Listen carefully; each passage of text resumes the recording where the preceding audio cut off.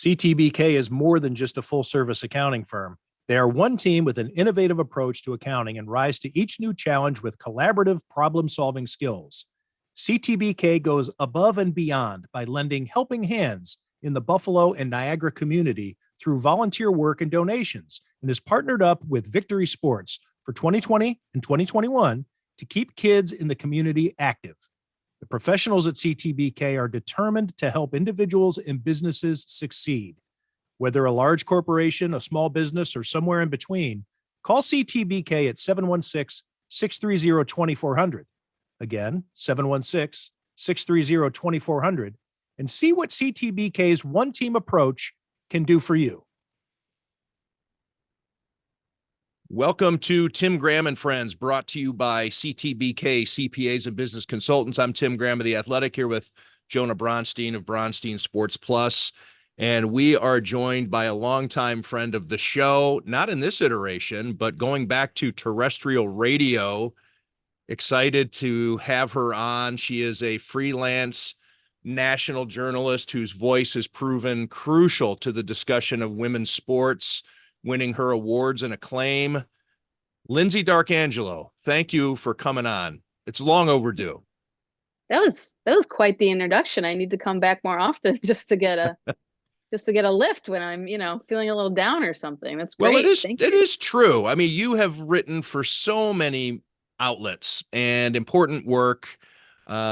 We were kind of athletic teammates for a while back when they were dabbling more in the freelance game. They don't do that as much anymore, unfortunately, because I would love to see more of your work at The Athletic. But I want to plug the book right off the top so that way we don't get too far down in the discussion. And this came out last year. It is Hail Mary, the rise and fall of the National Women's Football League, that Lyndsey co-authored with Frankie Della Creta. And it was, the reviews were out there. It was great. Every time I saw a review, I put a smile on my face to see how well received the book was. And I enjoyed it. I wasn't sure going in because I didn't know anything about it, but I know how good of a journalist you are. And of course it was going to hold my attention in that regard, but it was fascinating. It was a fascinating look at something I didn't even know existed, which is, I guess, kind of the point, right? Yeah. I mean, that was pretty much the whole point when you write any type of nonfiction, whether it's sports book or not, whatever genre, you stumble onto a story that nobody knows about or that has been underreported. It's a goldmine, and you want to be able to be not just the first person to tell that story, but also to put it out there so people can learn more about it. And this, in the times that we're living in and where women's sports are going right now, I just feel like it's an important part of the conversation that shouldn't be overlooked. Now, various reasons to have Lyndsey on the podcast. It is National Women's, what is it exactly? What's it? History Month. Women's It's History Month. And then it was International Women's Day last Friday, I believe. And we botched that opportunity, but we did not. We wanted to take more advantage of Lyndsey's wheelhouse, which is college basketball. And that's not neither men's nor women's. I mean, Lyndsey just knows her college basketball, and that's how we met. Was you gravitating down to the television, coming down from your fourth floor office at the Buffalo News to watch the sports department's television. And you weren't even writing for the Buffalo News. You didn't, you hadn't even started yet, but that's how I go back to knowing you from before you were a published author. Yeah, I was working in the floor above you guys, above the editorial and advertising. I was a copywriter. The Buffalo News had their own in-house marketing agency, and I was working as a copywriter.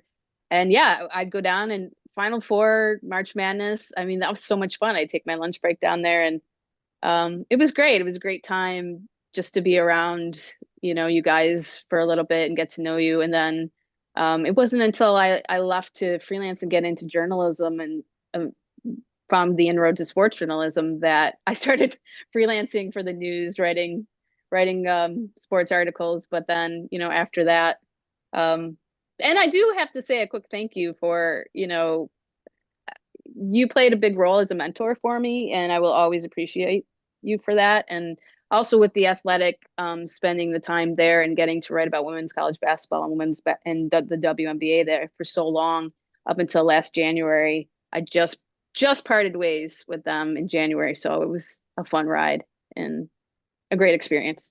That word means a lot to me, and I generally deflect all kinds of praise. I turn it into a joke, telling people to aim higher, or you're an idiot for choosing to lean on any of my past works for any kind of guidance or advice. But that's the biggest honor I think that it does stop me in my tracks when people use the M word with me. And so thank you for saying that. Normally I just would turn it into something that, something silly, but I do need to learn to stop and appreciate that a little bit more than turning it into, than being flippant about it. I got another M Yeah. word for you. What's that? Some cool women's basketball stuff to talk about because UB knocked off Toledo in the semifinals of the Mid-American Conference tournament in Cleveland. They are going to play Kent State Saturday at 11 a.m. for the MAC championship and the right to go to the NCAA tournament.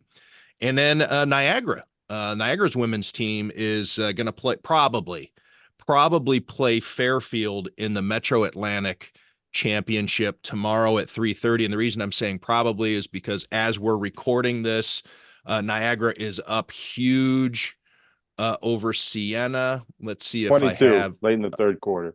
I'm sorry. 65-43.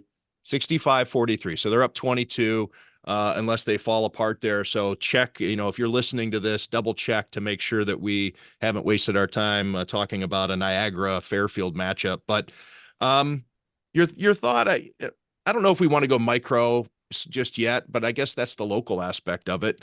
The state of women's sports, I think we were talking about it before we came on the air. And of course we cannot speak about the state of women's sports without talking about Caitlin Clark and her influence.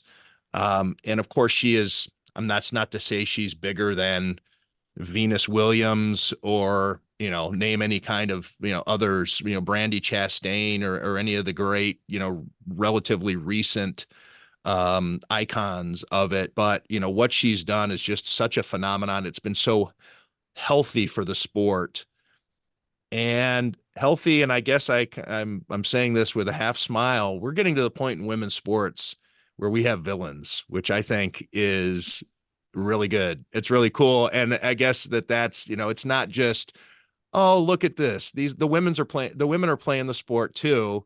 It's turned into storylines. It has been around long enough that we are learning the characters. And again, I think that's healthy. The sports aspect of it is just kind of starting to roll. And it's really, going back to when UConn was, pretty much the only UConn and Tennessee, right? That was about it. That in terms of basketball in the 90s into the early 2000s. And now it's, teams all over the place. And you have the average sports fan is getting opinions on players and teams. And anyways, where do you think it's at right now, Lyndsey? I think, I mean, this is not the pinnacle, right? This is just the beginning. And, I often equate it. I actually just wrote a column for Awful Announcing that came out last week, just about how mainstream media is kind of like all of a sudden like, oh my gosh, we have to be a part of this conversation. How are we going to do this? And they've been largely like ill prepared for the conversation. You have a lot of male sports commentators out there on First Take and big shows like that who want to tune into this because it's so big and everybody's talking about, Caitlin Clark or South Carolina or Angel Reese and LSU, but they didn't do the research. They don't take the time to study up and find out who these players are and even like what their background is, where they came from, the like you said, the multiple storylines. So when they've been speaking on it, they often make mistakes and they often say the wrong thing, or they're not coming at it from an intelligent point of view.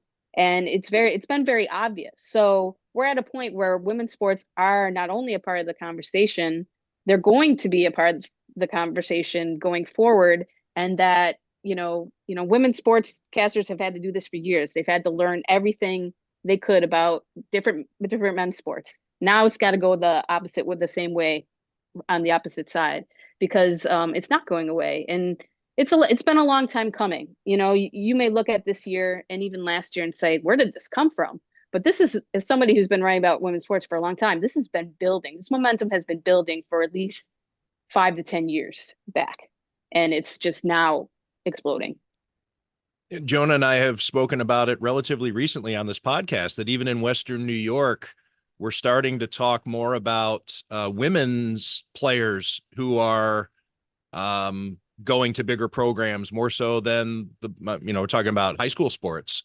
It's starting to pick up, but I don't want to say starting to. It has been, for the last probably 5-6 years, maybe even back further, Jonah. I don't know, but it seemed like it didn't translate to the college game around here. That unfortunately, other than UB, and then once Felicia Leggett-Jack left, there seemed to be like, well, what are we going to do now? But then here, lo and behold, UB's back in the championship game. Yeah, there's definitely, Leggett, Coach Jack. I mean, she was amazing. I actually covered her run here for the Athletic when they were, made the NCAA tournament a few times, and Sierra Dillard, and then Deja Fair, and then obviously she went to Syracuse and got, good for her. I mean, she's up for National Coach of the Year. She won ACC Coach of the Year. Deja Fair's 5th in scoring in the nation, or not in the nation, but in women's basketball history. She passed Brittany Griner and is now at the 5th spot of scoring all time.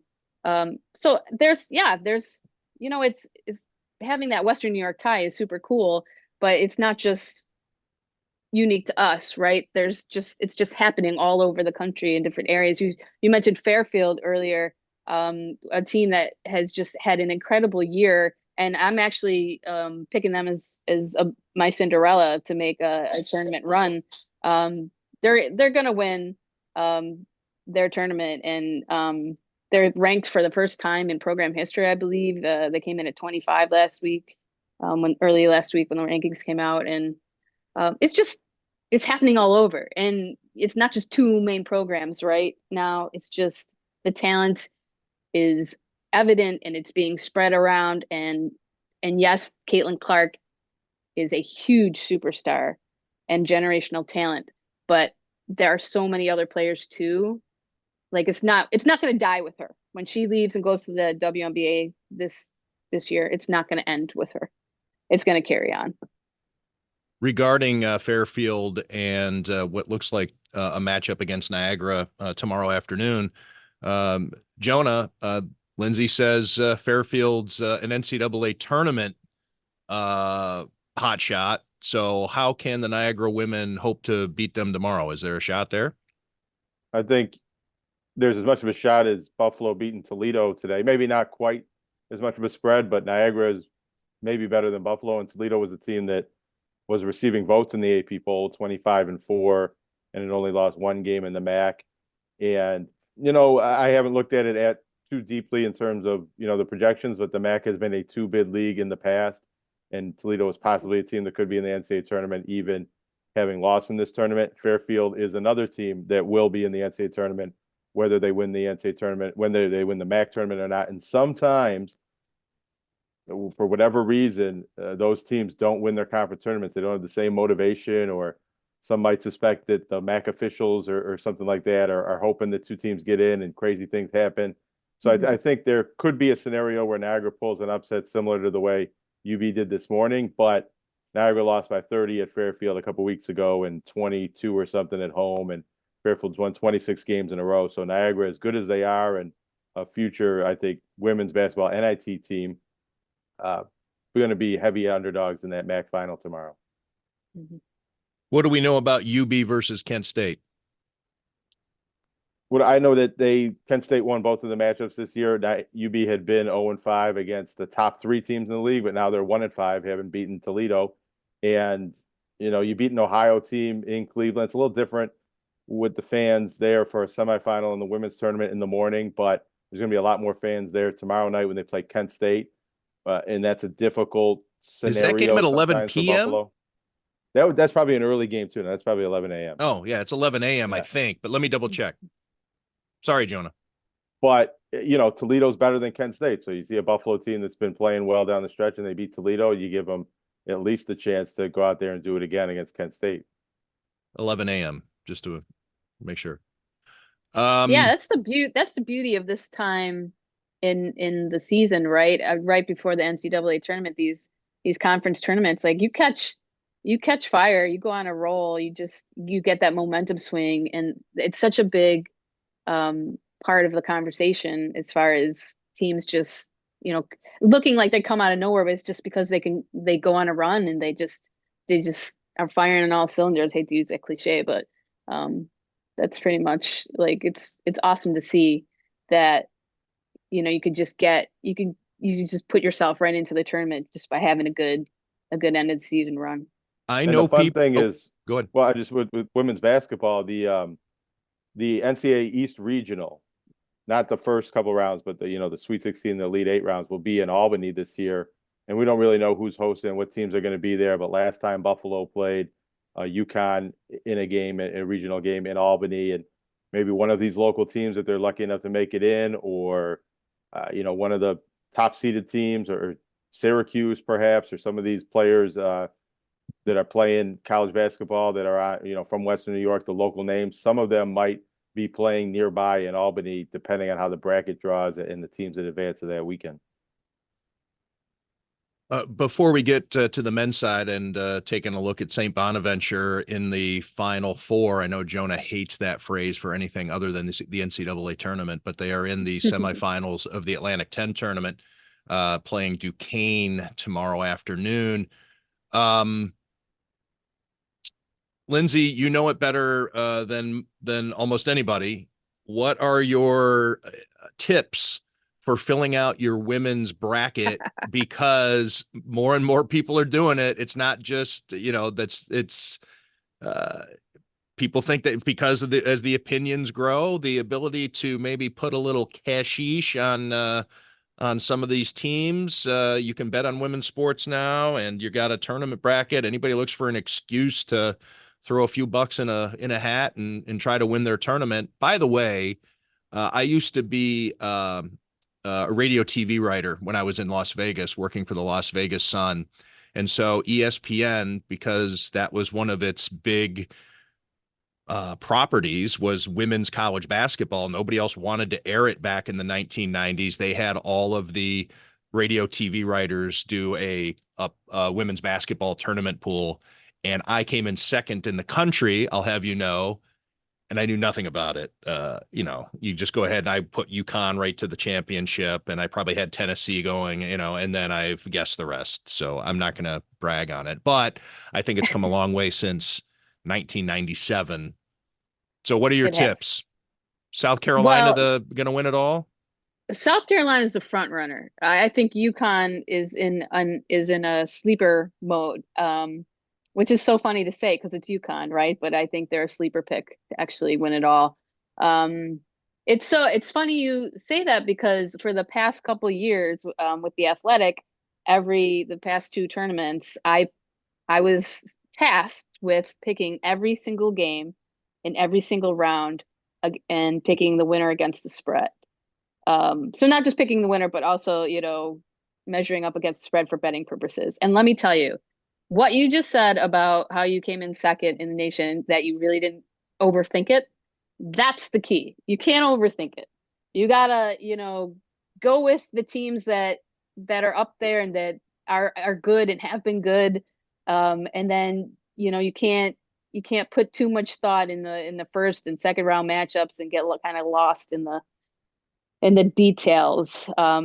Because man, I'm so happy I get to fill out a bracket with not doing that this year, and it could just be like free and fun, and I can, just have a good time with it.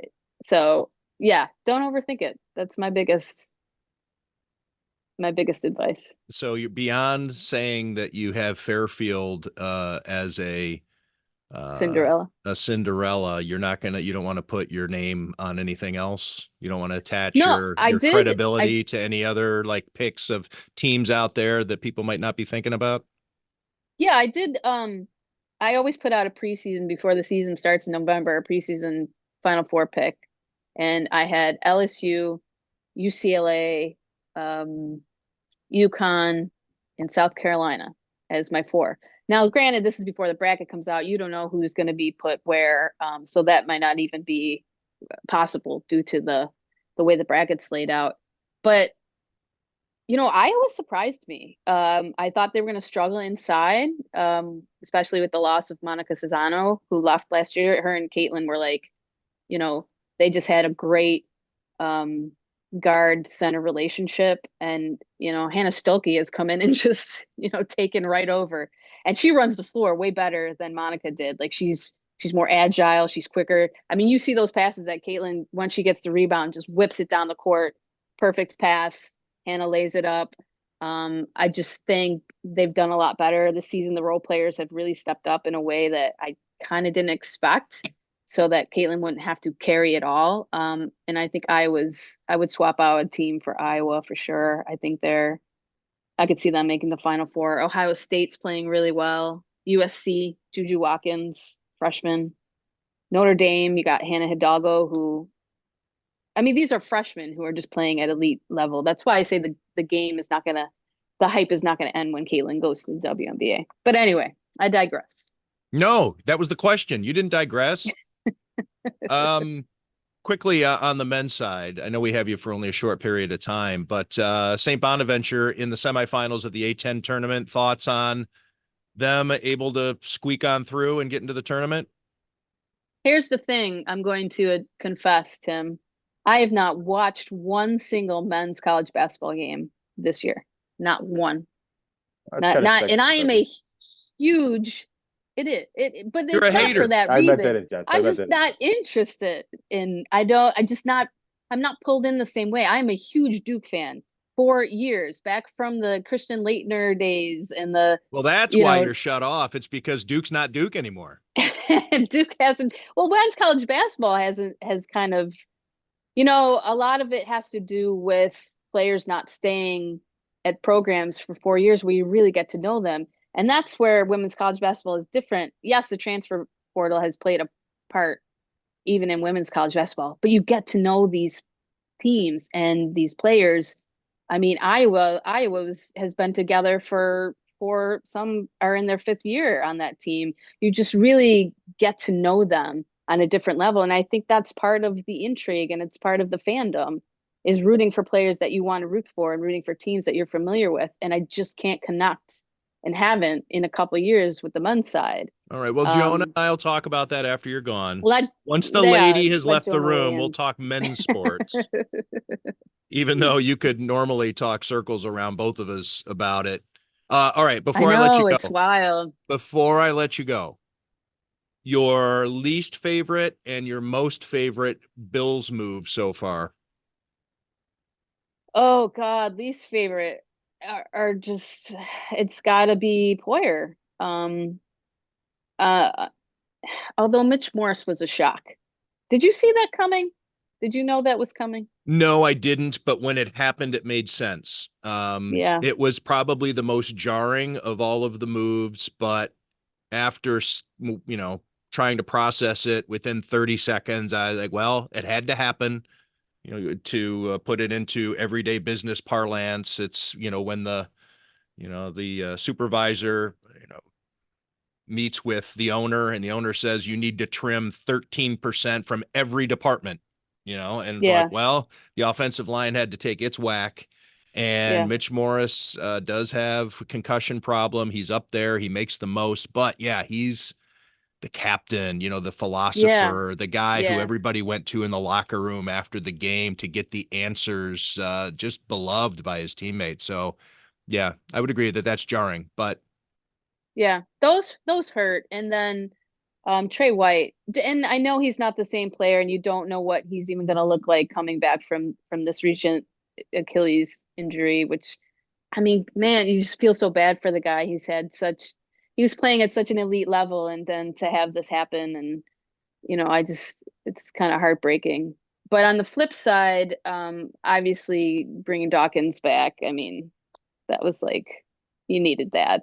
He's like the heart and soul of all of that offensive line, and then provides so much levity, I think, and True. humor. Did you get fooled at all by his first tweet? Oh yeah, I did, and I tweeted about it, and then I'm like, damn, and I had to delete my tweet in response. Of course, yeah, I totally got fooled. And then I thought AJ Epineza, I thought that was a great move. I thought he had a really great season last year. I feel like there was a lot of knock on him the previous years, waiting for him to like really come out and evolve and have more than just one game. And he was very consistent, and I'm one of the best defensive players we had, considering we were so decimated. So I like that move too. And Curtis Samuel is interesting. He's I think if you know who Curtis Samuel is, it's probably because you're a fantasy football owner who's had him on your roster, and he is one of the most maddening. He's been he's probably available in half the leagues because he gets cut a lot, because you see the production, but it doesn't come consistently.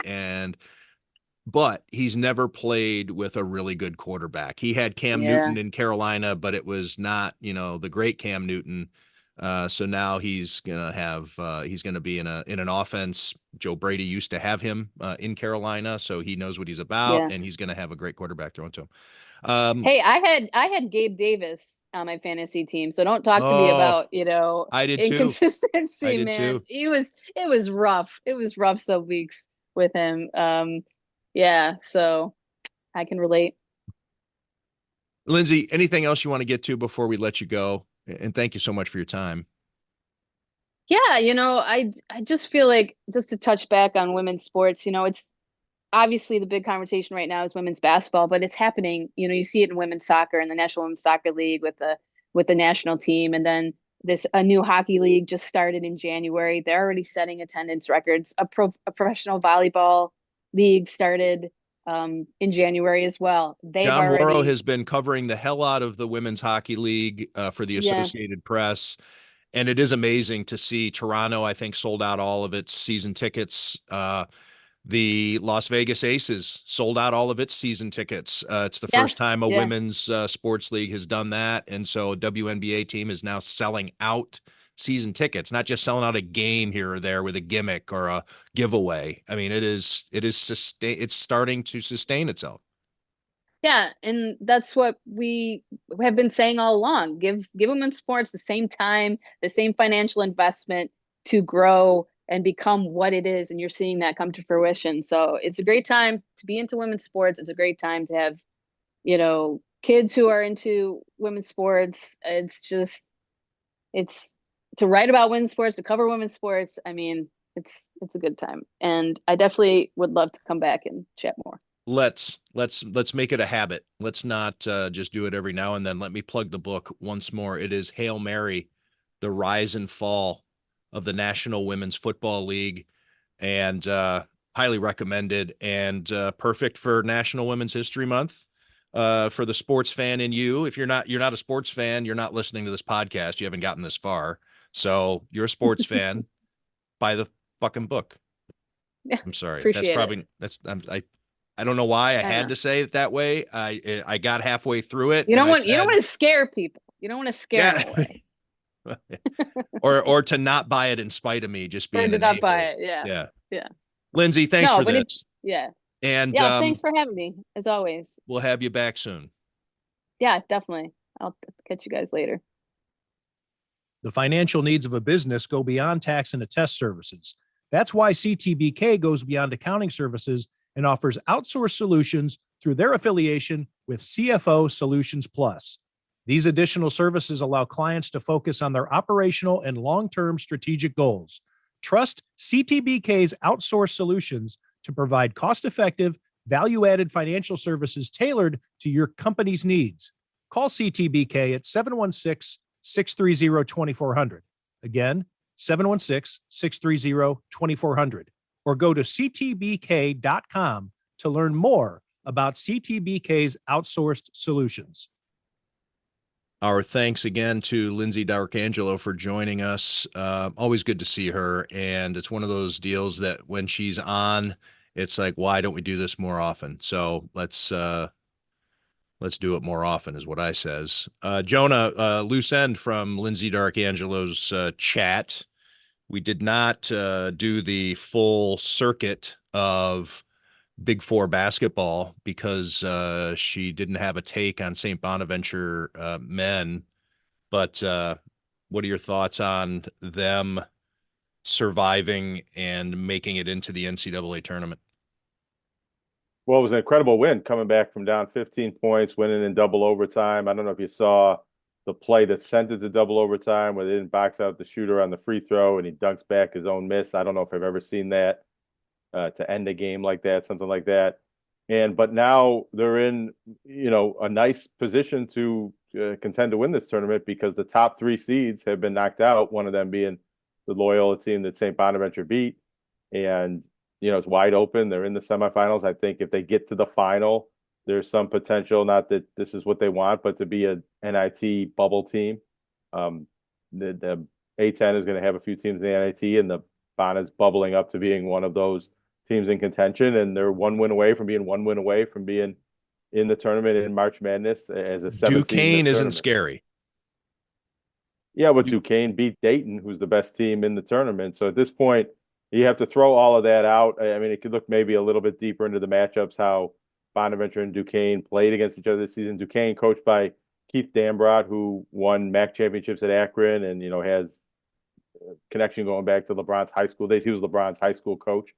So I wouldn't overlook Duquesne, and I wouldn't overlook whoever they end up playing in the final if St. Bonaventure gets to that point. The thing with St. Bonaventure is they've been a good team.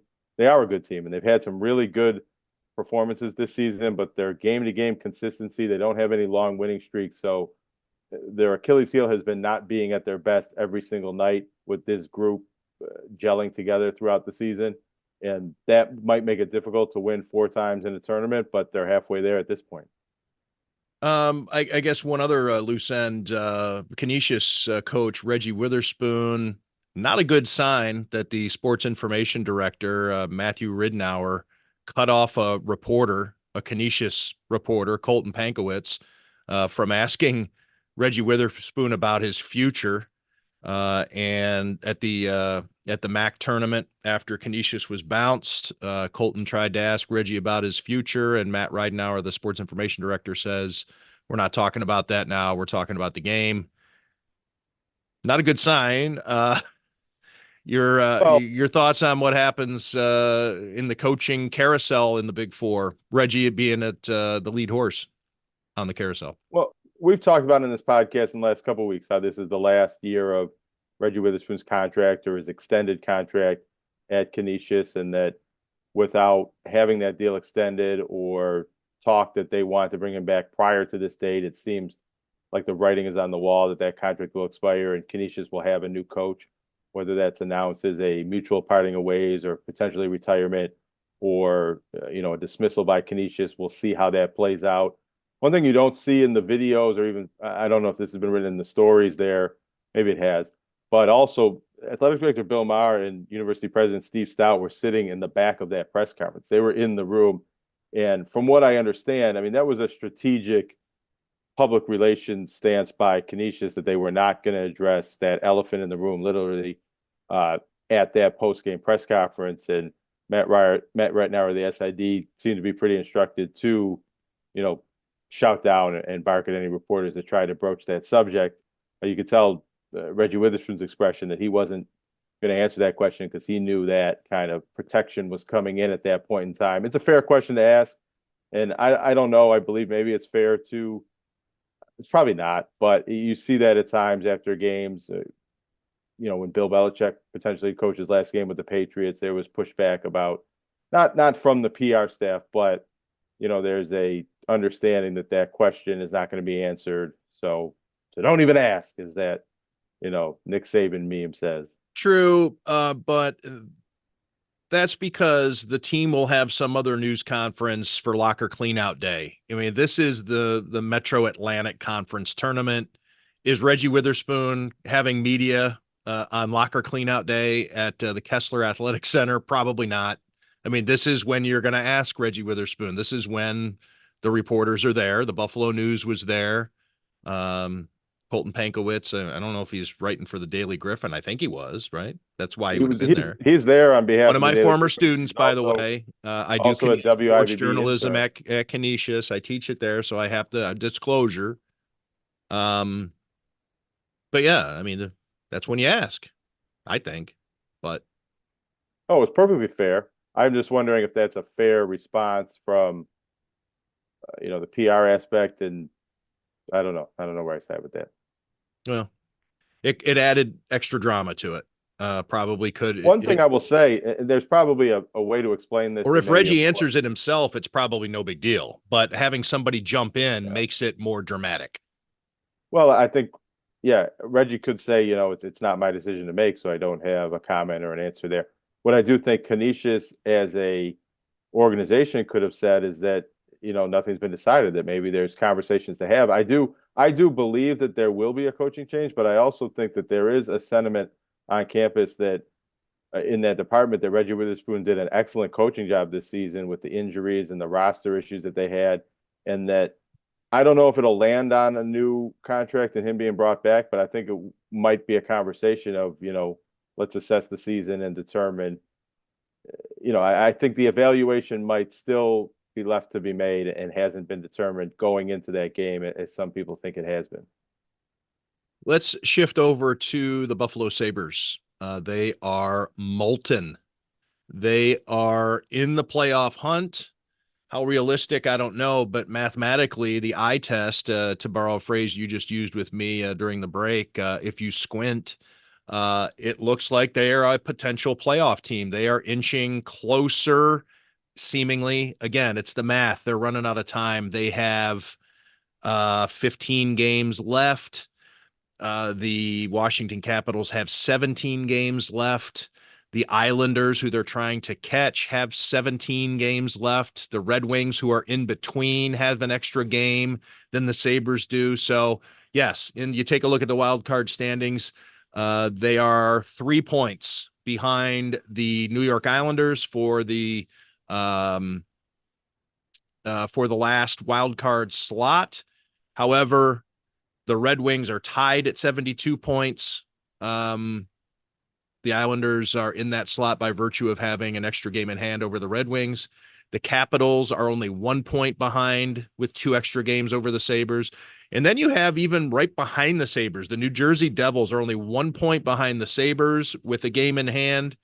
And the Pittsburgh Penguins are 2 points behind the Sabres with 2 games in hand. But Jonah, we were both at the game on Thursday night against the Islanders. These Sabres are passing the eye test. It is not just about the math. When you watch them play, they look like a team that you would expect to say, if you were to take somebody who hadn't been watching hockey all year and sat them down at KeyBank Center and said, watch the Buffalo Sabres and tell me what you think, they would say, that's a really good team and it's clearly a playoff team. Right? Yeah, based on what they looked like here for the last week. Well, they're getting as good a goaltending as almost any team in the league. They had a heavy shots advantage last night, and I believe against the Red Wings as well. They won that game against Edmonton twice. They dominated the puck. They dominated the puck. The Islanders looked helpless. There was a possession in the first period early in the game. It was borderline standing ovation. The Islanders could not get the puck out of their own end. I'm sorry, I cut you off, but it was 10 or 11 minutes in. Yeah. But the Sabres are playing excellent. It's been a string of home games, but it's a string of playing their best hockey night after night that they really hadn't done much of this season. It might be coincidental that this is coming right after the trade deadline, but there does seem to be some sort of galvanizing factor of what the moves that were made, and maybe a little bit of the Sabres that still here. Didn't think they were out of it yet, but some of the outside perception and even the players that asked to be traded or quietly wished to be traded might have rubbed some of the current players the wrong way, or just stoke their competitiveness a little bit to say, hey, we're not out of it yet. Let's see what we can do here. And they're just a lot of younger players seem to be coming into their own, coming of age in different ways after this trade deadline because of new roles and new responsibilities. And it's coincided with just hot goaltending and much better play since January 1st, really. And since the All-Star break, or a couple games after the All-Star break, when they started this latest hot stretch, and the arrow's pointing up, even though, broke down the standings, and because of more games played, the Sabres really aren't in quite the prime playoff position that it really does look like on the charts right now. But their playoff chances are elevated. They were 1.5%, something like that, on Money Puck at the start of the week, and just winning these past two games, now it's 8.5%. And some other sites I see it around 7 or 8%. If they win this game in Detroit on Saturday, it'll be even higher. That's still 10% is not very good chances, but it's a lot more than it was a week ago. And what it really has done is put this team in the hunt, and they're not going to be eliminated from the playoffs, it seems, until some of the last days of the season in April. Whereas if this week went differently, they'd be in a lot different place and pretty close to being, we're out of it in time to start looking ahead to next season, even with games left on the schedule. Yeah, what happened at the trade deadline was dichotomous. There was just a contradiction in the concept of moving your leaders. Kyle Okposo, the guy that the organization leaned on for the last few years as, kind of a rock, a pillar in the dressing room, wearing the C. And here's a guy who wanted out.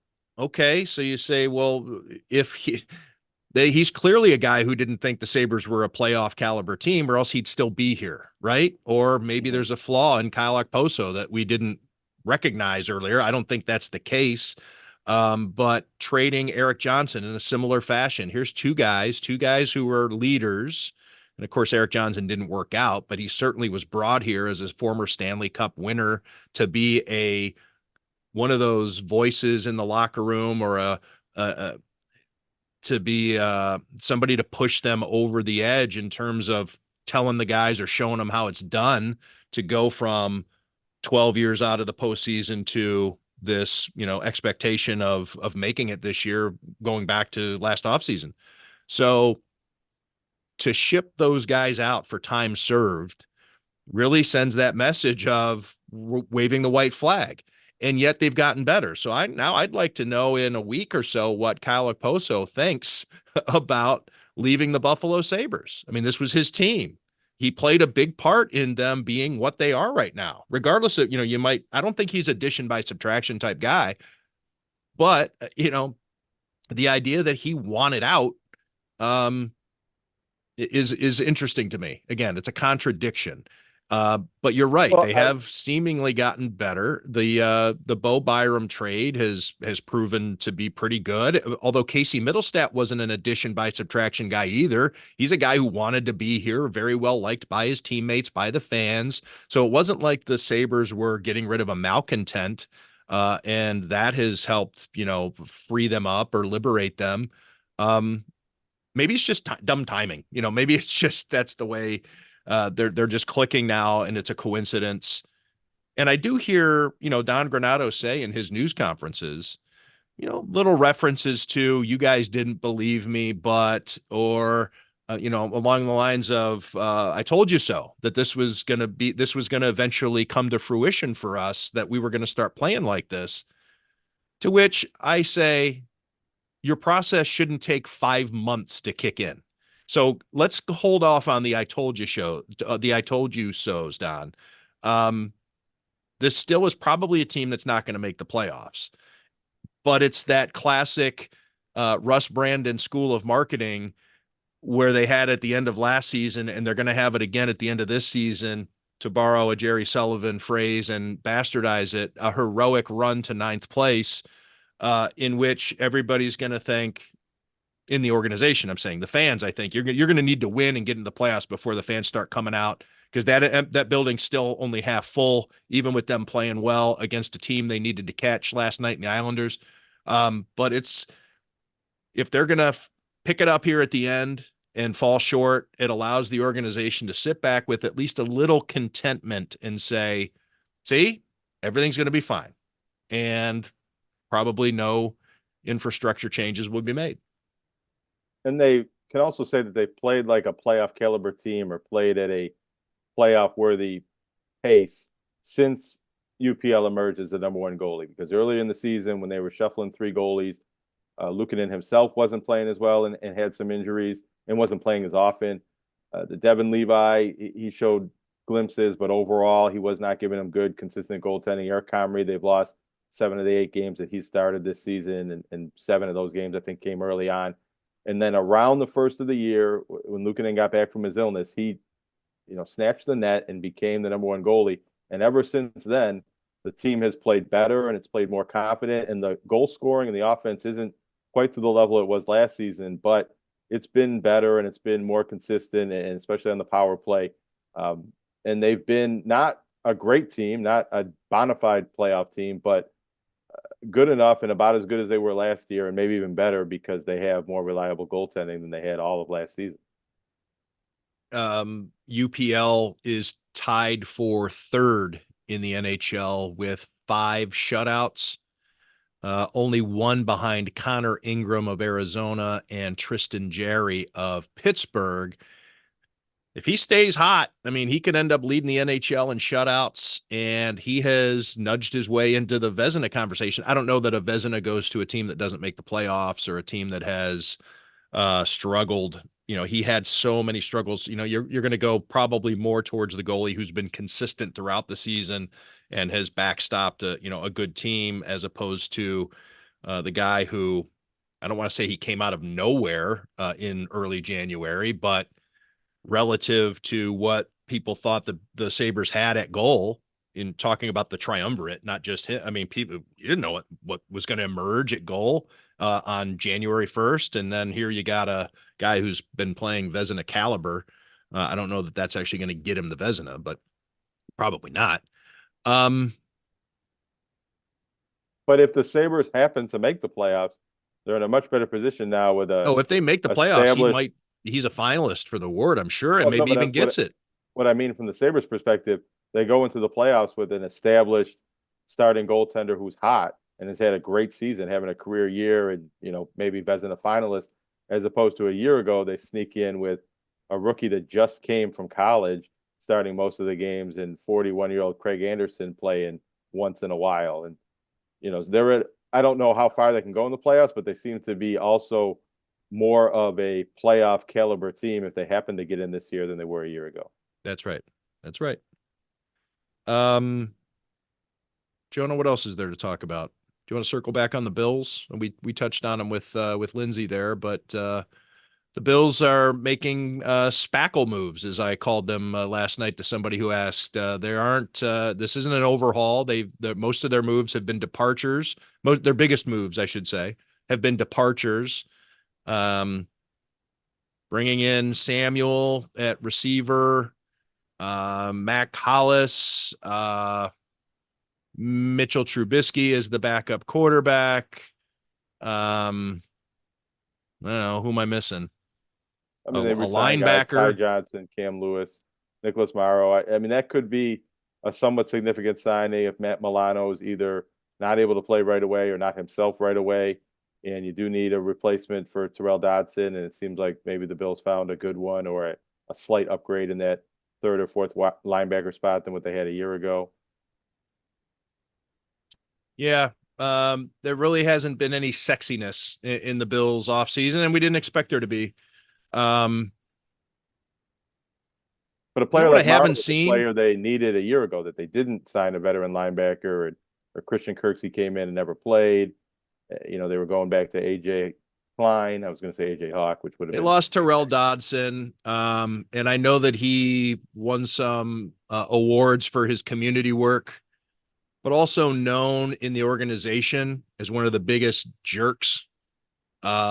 I'm not even talking about from a media standpoint. He was a jerk to the media, yes, but he was not an endearing fella. So not everybody, or I don't know if there's anybody at One Bills Drive who's sad to see him go. So he's gone. That's probably where Morrow comes in. I saw a lot of the fan reaction of the Eagles, in the comments on social media, not not too broken up that Morrow was leaving the program, just because he's kind of a fringe linebacker. I got nothing else. Yeah, I mean, I don't think the Bills are quite done. They might be done with spending significant amount of money, but I think you're going to see a number of veterans and certain players sign on 1 year cheap deals. Probably still have a safety to add. I wouldn't be shocked if Micah Hyde ends up being re-signed, even though I know that that's not expected and he possibly might not play anymore, but nothing's been announced yet. And I wouldn't be so surprised if it became mutually beneficial to do that for 1 more year for both the team and the player. Yeah, there was some interesting stuff going around with Eric Armstead after the San Francisco 49ers released him. He's a defensive lineman.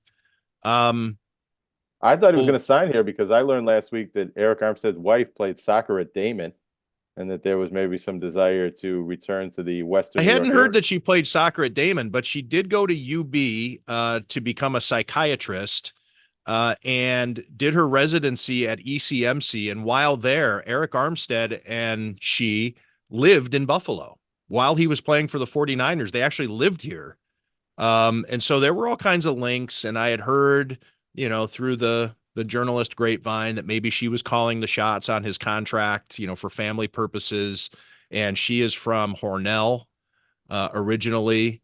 So maybe there was going to be a in-law hometown discount, but apparently not, because he signed for a handsome sum. Jonah, I got nothing left. So let's save some topics for next week. We'll learn more about the Bills. The Sabres will have taught us more regarding what they intend to do with any prolonged ambition towards the postseason. And that's that. All right. Anything Sounds else fun. you wish to discuss? No. All right. Well, then that settles it. Enjoy your weekend. Thanks to everybody out there for listening to Tim Graham and Friends, brought to you by CTBK, CPAs and Business Consultants.